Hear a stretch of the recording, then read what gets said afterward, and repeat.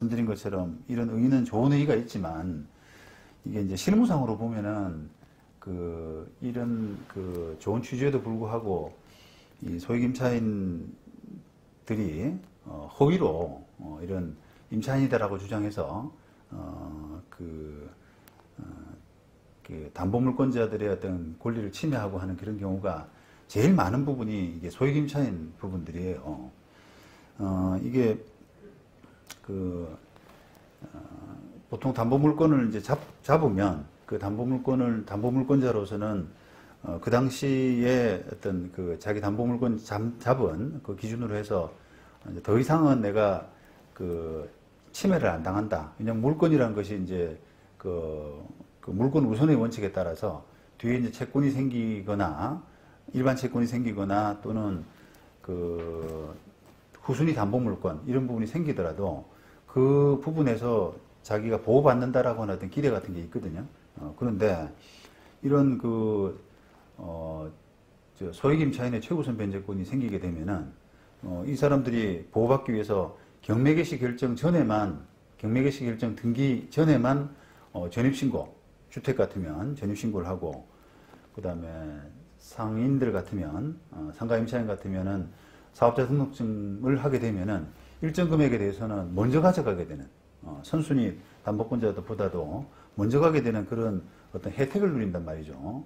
그렇기 때문에 이런 부분을 이제 악용해서 경매 들어갈 조짐이 보인다라고 하면은 이런 이제 허위 임차인들이 막 해당 경매 물건에 달라드는 경우가 상당히 많이 있습니다.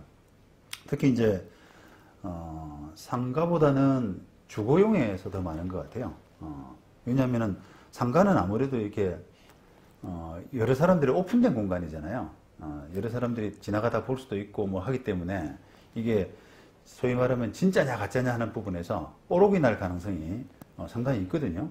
그런데 주거용 임차들 같은 경우는 그 집에 만약에 누군가가 경매 전에 전입신고를 했다 라고 하고 실제로 이제 가짜죠.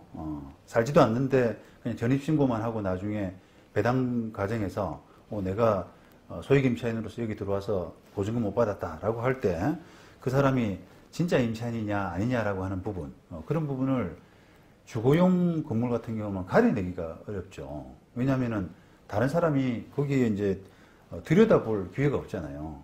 그러다 보니까 또 상대적으로 주거용 임차라고 하는 게 사실 짐도 많이 필요가 없어요. 그냥 이부자리 몇 개 갖다 놓게 되면은 그냥 사는 사람으로 외관상은 보일 수가 있죠.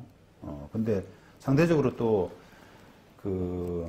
상인들, 상가 임차인들 같은 경우는 뭐 영업을 한다 손 치면은 나름의 뭔가 뭔가 시설 이런 부분들이 아무래도 주거용보다는 더 필요하기 때문에 실무상으로 보면은 주택임대차, 주거용 임차인의 경우에 허위임대차로 수정하는 경우가 상당히 많이 있습니다. 그래서 이런 임차인들을 가려내는 게 실무적으로는 상당히 좀 어렵고, 그래서 재판에 이제 많은 부분들, 그런 부분들이 이게 배당 이인이 이런 식으로 해가지고, 그런 임차인들이 진짜냐 아니냐라고 하는 그런 어떤 옥석 가리기, 이런 부분에 상당히 이제 에너지가 많이 지금 쏟고 있죠. 그래서 지금 은행 실무 같은 경우도 아예 그런 보수적으로 아예 이제 그런 소액 임차인의 경우, 소액 임차인이 들어오는 경우, 그러니까 은행이 담보물권을 잡았다고 하더라도 그 뒤에 아파트든 뭐 점포든 간에 그 뒤에 방 하나당 어떤 소액 임차인들 이런 부분이 생길 수 있다는 부분을 감안하고 담보 가치를 그만큼 떨어뜨리고 있는 것이 지금 어떤 대출의 실무거든요. 그죠? 그만큼 이제 이게 법이 좋은 취지로 만들어져 있지만 실질적으로는 그런 악용되는 사람들 때문에 실무는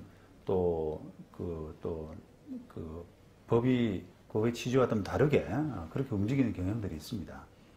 그래서 그런 어떤 특별한 대우, 어떤 물권자의 보호, 물권의 순서 이런 부분을 지금 흐트리는 그걸 이렇게 인정하지 않고 소액 임차인들이라고 해서 어떤 특별한 그거보다 선순위의 어떤 배당 이런 부분을 인정해 줌으로써 그런 부작용도 있는 것이 엄연한 현실이라고 할 수 있습니다. 그래서 그런 부분들 여러분들이 지금 이제 요건이라든지 나중에 뭐 효과라든지 이런 부분을 살펴보면서 그런 부분들이 전체적으로는 이제 실무에 묻어나고 있는 그런 경향을 보실 수 있을 겁니다만.